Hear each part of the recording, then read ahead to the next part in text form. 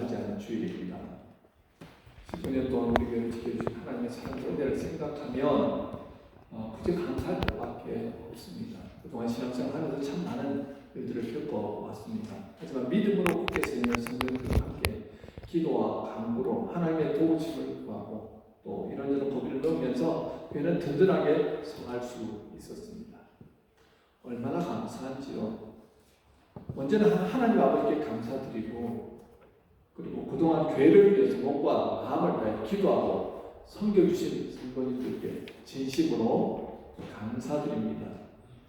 그런데 우리 새생명 한인 장로교회가 과연 10년 이후에도 이렇게 든든하게 서 있을까라고 생각해 볼 때, 그렇다고 여러분들 확실하게 장담할 수 있을까요? 한국에서는요, 2020년 팬데믹 이후에 해마다 교회 3,000개 이상의 문을 해마다 닫고 있다는 거예요. 그 국민일보 종교란에서 나온 내용인데요. 이미 유럽은 1980년 이후로 교회 문을 닫기 시작하였고, 많은 교회들이 이제 문을 닫은 상태로 갑니다. 지금은 가장 부흥했던 그 교회들이 이제 문을 닫는다는 소식들이 들려오고 있습니다. 먼 곳 아닌 우리 이 몬트리올 지역만 봐도 그렇지 않습니까? 여러분들이 길을 지나가시다 보면요, 이 창문에 나무판으로 이렇게 막아놓고 거의 벼처럼 방치되어 있는 그런 교회들을 보셨을 겁니다. 그 규모나 크기로 보더라도 이제는 꽤나 부흥했던 교회 같습니다. 그런데 믿음의 사람들이 모두 나이가 들어서 이제 천국을 떠나기 시작하면서 교회를 더 이상 유지할 수가 없어서 교회를 파는 경우들이 나오더라는 거죠. 뿔뿔이 다 성도들이 흩어지게 되더라는 것입니다. 몬트리올 목회자 모임에서 우리 목사님들이 이제 그런 얘기를 하시는 거예요. 케벡 정부가 문을 이렇게 강조하다 보니까 많은 이제 한인들이 몬트리올로 유입이 되다가 타주로 이렇게 다 떠난다는 거예요. 영어대학교 맥길 대학도 이제 주정부에서 서포트를 많이 해주다가 이제는 영어 불어 강화 정책으로 점점 서포트를 줄이니까 학비를 지원을 마련하기 위해서 타주에서 오는 학생들 그리고 유학생들에게는 3배나 높게 학비를 내야지 이제 등록을 받아주다 보니까 점점 재정적으로 지금 힘든 상태에서 한인 학생들이 더 이상 이제 이곳을 메리트를 느끼지 못하고 타주로 떠나가는 것입니다. 이런 모습을 바라보면서 정말 이 한인교회가 좀 위기에 직면하고 있다라고 다들 생각하시는 겁니다. 그리고 오래전에 이민 오신 분들은 한국 사람이 모인 곳이 이제 교회밖에 없으니까 항상 교회에 나와서 이렇게 정보도 얻고 교제도 하고 사람도 사귀고 도움도 받고 그러지 않았습니까? 그런데 이제는 모든 정보를 온라인 커뮤니티에서 다 받다 보니까 굳이 교회에 나올 필요를 느끼지 못하더라는 거죠. 정말 전도하기가 힘든 세상이 되었습니다. 교회에 대한 또 안 좋은 인식들, 성도들에 대한, 교인들에 대한 안 좋은 인식들이 있다 보니까 교회로 인도하는 것이 보통 어려운 일이 아니더라는 거예요. 그럼 몬트리올 한인교회 역사가 1965년에 시작되었다는 거 아시죠? 연합교회에서 23명의 성도들이 모여서 시작해서 그 교회가 부흥하고 또 나뉘어지고 또 부흥하고 또 다른 교회에서 나뉘어지고 해서 지금 12개, 13개 교회로. 그래서 그때부터 교회가 이름이 있는 교회도 있고 교회 자체가 사라진 교회도 있습니다. 어쨌든 이렇게 60여 년 동안 많은 교회들이 세워졌다, 없어졌다를 반복하여 왔다는 거죠.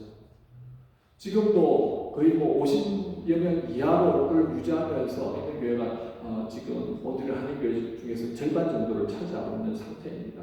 여러분, 오늘날 왜 이렇게 교회들이 점점 힘을 잃어가고 있는 것일까요? 단지 시대적 현상이라고 치부하기에는 이 목회자들이 느끼는 그 무게감이 정말 무겁게 느껴지는 것이 사실입니다. 여러분, 교회는요, 예수를 믿음으로 구원받는 사람들이 모인 공동체지요. 구원받는 그 기쁨으로 모여서 서로 사랑을 나누고 교제하면서 어떻게 예수의 성품을 배우는 곳입니다. 그리고 예수의 말씀, 하나님의 말씀을 배움을 통하여서 예수의 제자로 서 나가는 것이지요. 교회가 가장 중요하게 해야 될 사명이 뭐냐면요, 전도하는 사명이지요. 내가 받은 그 은혜, 사랑, 주님께서 우리에게 당부하신 것, 땅끝까지 가서 어떻게 복음 전파하는 그 사명이지요. 우리는 지금 어쩌면 한국에서 이 땅끝이라고 할 수 있는 몬트리올에 와서 살아가고 있습니다. 교회를 하나님께서 몬트리올 땅에 세워주셨고, 이 몬트리올 땅을 통해서 주님께서 하시는 일이 있어서 어떻게 해요? 우리를 몬트리올 새생명 장로교회에서 그들로 불러주셨다는 거지. 자, 그렇다면 과연 주님이 보시기에 우리 교회의 모습은 어떤 모습이겠냐는 거예요. 이 지구상의 많은 교회들 속에서 우리 교회는 정말 하나님께 칭찬받는 교회일까 아니면 책망받는 교회일까? 목회자로서 항상 생각해 보게 됩니다. 그런 의미에서 오늘 본문을 통해서 우리가 함께 고민해 보았으면 좋겠습니다. 오늘 본문의 내용은요, 사도 요한이 흩어져 있는 소아시아 교회 7교회에 보내는 편지글 이죠. 그 중에 빌라델비아 교회에 보낸 편지 내용입니다.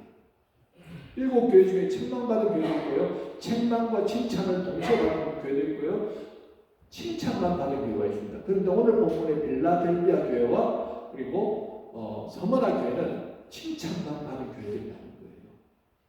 오늘 우리가 이 빌라델비아 교회 모습을 통해서 모범으로 보고 우리는 어떤 모습을 하나님께 칭찬받을 수 있는가를 생각해 보셨으면 좋겠습니다.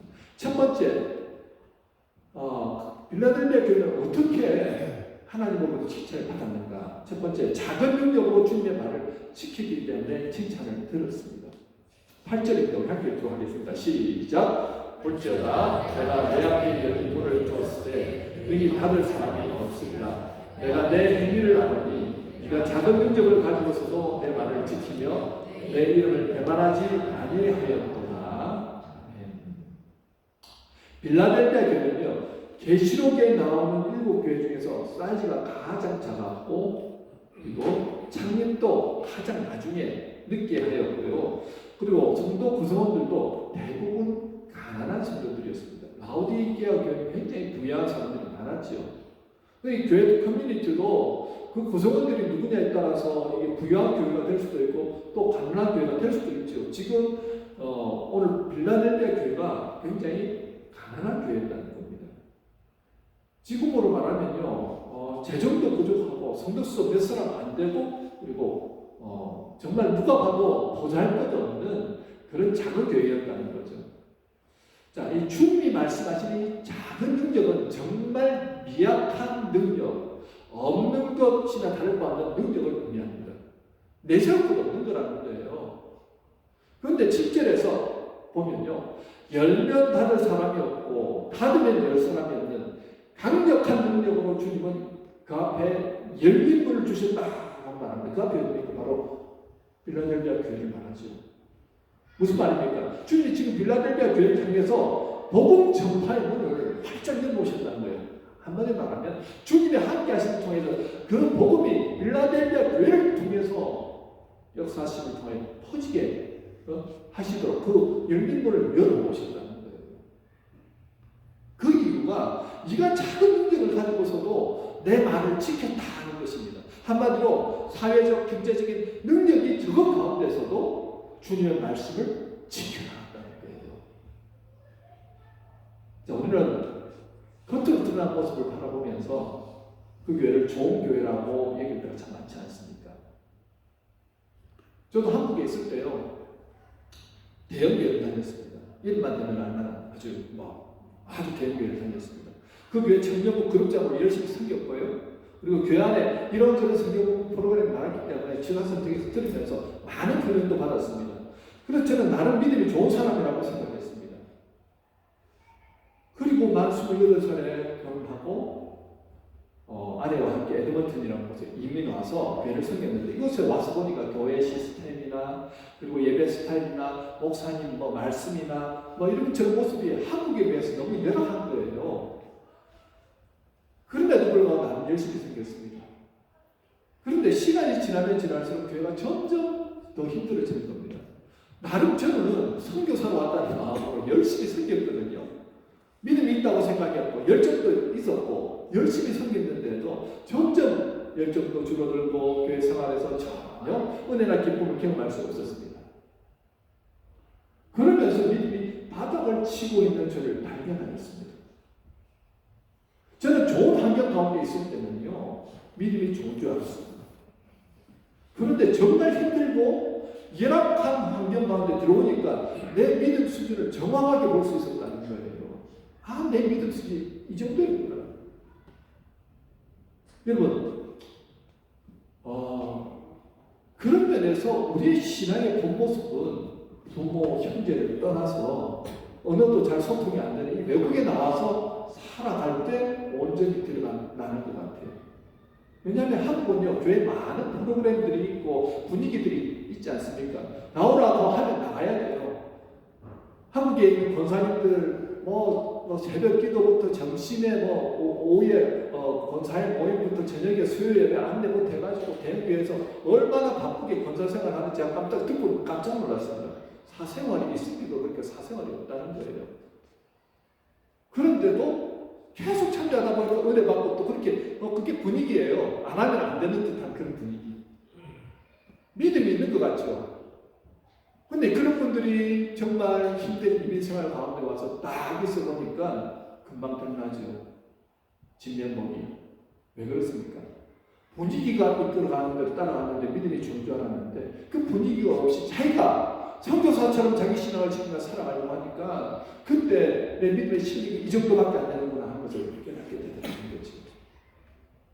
여러분, 이게 우리의 실제적인 모습 아니겠습니까? 많이 배우고 많이 들었기 때문에 내가 많이 안다고 생각합니다. 내가 믿음이 좋다고 생각합니다. 그렇지 않다는 거죠. 정말 믿음이 좋은 것은요, 그 어떤 상황과 환경 가운데서도 내가 주님의 말씀을 붙들고 지키며 살아가는 사람입니다. 환경에 지배되지 않고 오직 주님의 말씀을 붙들고 주님의 인도를 받으며 따라가는 사람들, 그들을 통해서 복음의 문이 활짝 열린다는 거예요. 9절을 보면요, 빌라델피아 교회는 온갖 미움과 핍박이 있었음에도 말씀으로 잘 이겨냈다고 말씀합니다. 우리 9절 함께 들어가겠습니다. 시작. 보라, 사탄의 회당 곧 자칭 유대인이라 하나 그렇지 아니하고 거짓말하는 자들 중에서 며칠 내게 주어 그들로 와서 내 발 앞에 자랑케 하고 내가 너를 사랑한 줄을 알게 하리라.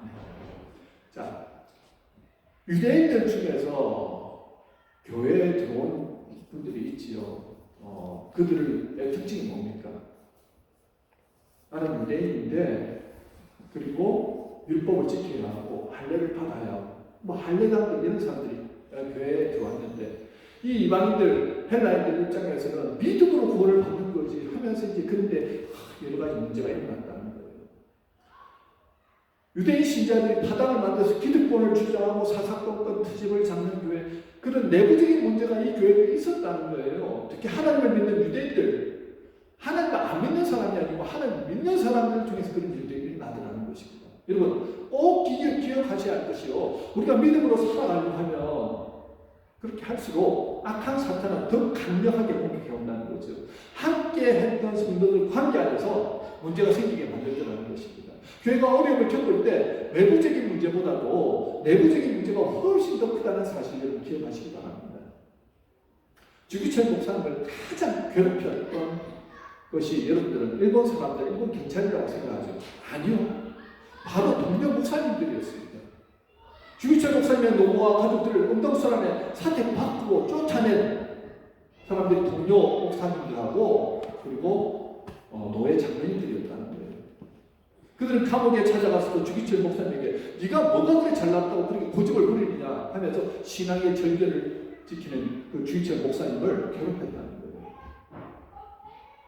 주님의 칭찬을 받는 교회는요, 외부의 적들의 공격뿐만 아니라 교회 내의 공격을 이겨내야 한다는 것입니다. 교회 내부에서 교회를 공격한 것은요, 참 희한하게도 교회를 더 단단하게 만들잖아요. 모이십시다. 지금 외부에서 공격이 있으니까 왜 기도해야 하면서 더 끈끈하게 하나가 되는데, 내부에서 일어나는 공격들은 마음이 갈라지고 생각이 갈라지고 하면서 치고받고 피를 흘리면서 싸우더라는 거예요.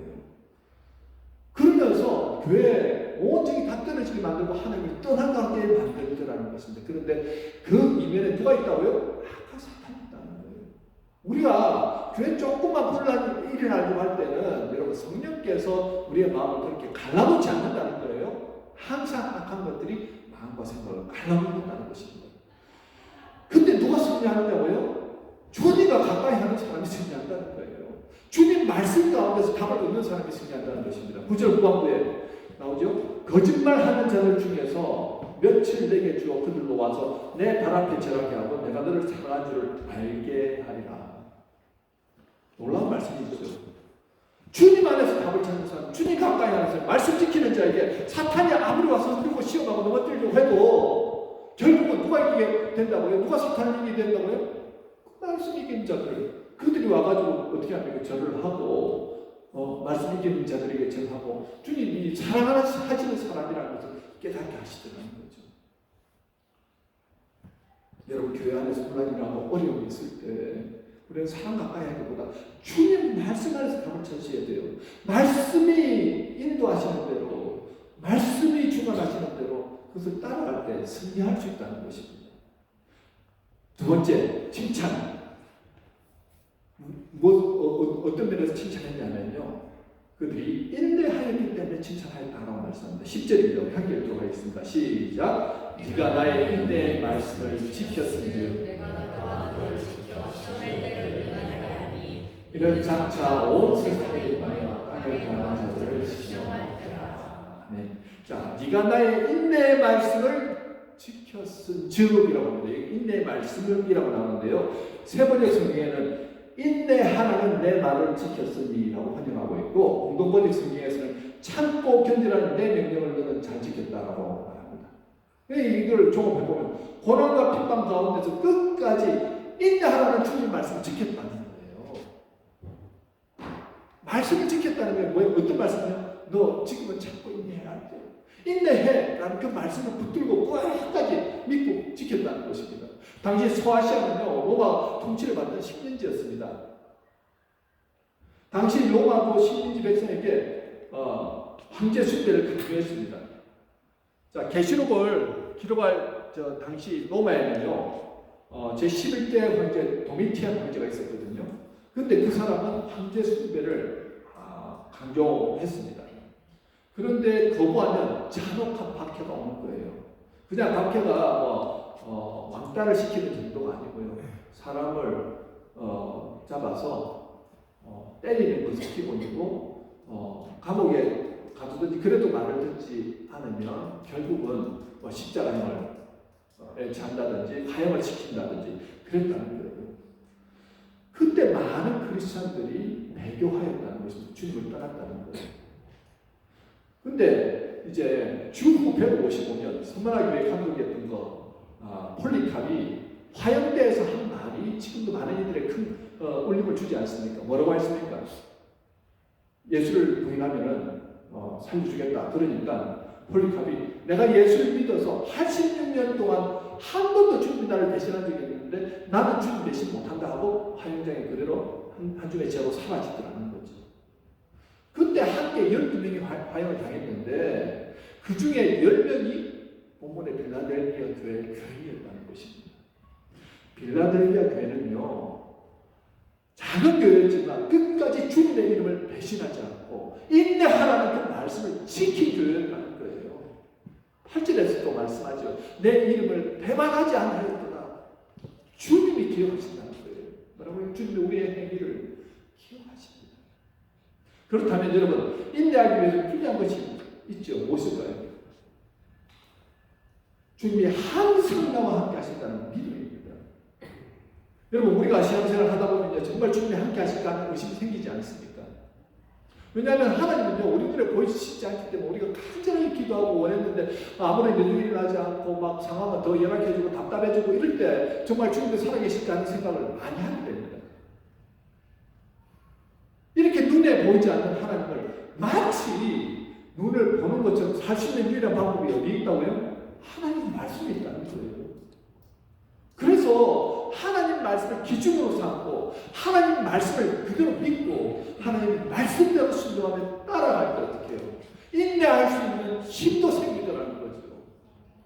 여러분, 핍박이나 박해가 있을 때 같이 어떤 느낌이 드냐면요. 여러분, 터널을 아주 긴 터널, 한 10km 정도 되는 터널 통과해 보신 적이 있습니까? 요새 터널에 워낙 전기시설이 잘 되어 있어서 발품 가운데서 하지만 우리가 기차를 통과할 때 보면 터널 깜깜하잖아요. 앞에 아무것도 보이지 않습니다. 여러분 그 긴 터널을 갈 때 가다 보면 이게 지금 내가 언제 저기 암흑이 끝날지, 언제 이 터널을 통과해야 될지 기약이 없잖아요. 얼마나 답답합니까? 그런데 그때 우리가 내 발에 등고 내 길에 빛이 되는 말씀을 붙들고 나아가면 주님께서 그 어두컴컴한 터널 가운데 함께 하시는 통하여 언젠가는 어떻게 그 터널의 끝에 다가게 하신다는 거예요. 우리가 할 때는 뭐라고요? 그 박해와 핍박이 있는 어두컴컴한 가운데서 우리는 믿음으로 한 걸음씩 한 걸음씩 걸어 나가야 된다는 거예요. 뭘 붙들고요? 말씀 붙들고 나가야 된다는 거지. 여러분 그렇게 말씀 가까이 하니까 우리의 믿음의 눈이 열립니다. 100%입니다. 말씀을 찾아보고 읽고 묵상하고 말씀을 가까이 하다 보니까 하나님을 더 사랑하게 되고 하나님 말씀이 믿어지고 하나님 능력을 받게 되고 하나님과 함께하는 삶을 기쁨으로 살아가게 되더라는 거예요. 여러분 그렇기 때문에 주님과 가까이 하는 게 얼마나 중요한지 모릅니다. 핍박과 환난이 와도 어떻게 능히 인내할 수 있도록 주님께서 도와주시더라는 거죠. 우리가 이 몬트리올 땅에 살면서 정말 그 당시에 우리 크리스찬들이 당했던 그런 핍박과 환난을 당하고 있는 게 아니잖아요. 박해를 당하고 있는 게 아니잖아요. 지금은 사탄도 교회에서 이렇게 목숨을 걸어야 될 상황 같은 데는 더 믿음으로 순교하게 나가는 사람들이 나타나더라는 것입니다. 그러니까 방법을 바꿨습니다. 어떻게 해요? 이게 핍박인지도 모르게 조금씩 주님을 떠나서 세상과 타협하게 하는 방법으로 우리를 유혹한다는 사실이죠. 공개된 장소에서 복음을 전하지 못하게 한다든지 교사 선생님들이 아이들에게 예수님에 대해서 가르치는 것 그러면은 수를 해가지고 엄청나게 손해배상을 한다든지 이렇게 해서 예수님 자체 소리도 나오지 못하게 한다는 거예요. 엄청난 불이익을 따르게 합니다. 실직을 하게 만들고요. 학생들에게는 학점을 어떻게 해요? 나쁘게 주고요. 불이익을 주니까 그냥 이 사회에서 어쩔 수가 없지 하면서 우리가 포기하며 살아가더라는 거예요. 여러분 크리스찬들이 이 정도쯤에 하고 퇴보하고 살아가다 보니까 크리스찬들이 정말 힘을 잃어버리고 교회가 힘을 잃어버리더라는 거예요. 능력이 사라지더라는 것입니다. 그때 필요한 것이요 말씀 붙들고 인내하는 것입니다. 나는 하나님의 편입니다. 그렇지 않습니까? 여러분들은 이 땅에 살아가지만 색깔은요 하얀색으로 사셔야 돼요. 악한 것들과 버타면서 회색 비슷한 색깔로 살아가시면 안 된다는 거예요. 하나님 나라의 그 정체성을 가지고 살아가셔야 된다는 것입니다. 어떤 어려움이 와도 주님께서 함께 하시면서 능히 그런 사람들을 기억하시고 이기게 해주신다는 거예요. 자, 그렇다면 이런 빌라델비아 교회 주신 축복은 무엇일까요? 축복이 있습니다. 첫 번째, 우리를 지켜주시고 시험의 때를 면하시게 하시겠다고 10절에서 말씀합니다. 10절 우리 읽겠습니다. 시작. 네가 나의 인내의 말씀을 지켰은즉 너를 지켜 시험의 때를 면하게 하니 이는 장차 온 세상에 땅에 있는 자들을 그래서 중요한 법칙 한 가지가 있습니다. 오늘 요거만 하셔도 굉장히 큰 도움이 됩니다. 지켰은즉 너를 지켜의 법칙입니다. 따라하시죠. 지켰은즉 너를 지켜. 한 번만 더 하십시다. 지켰은즉 너를 지켜.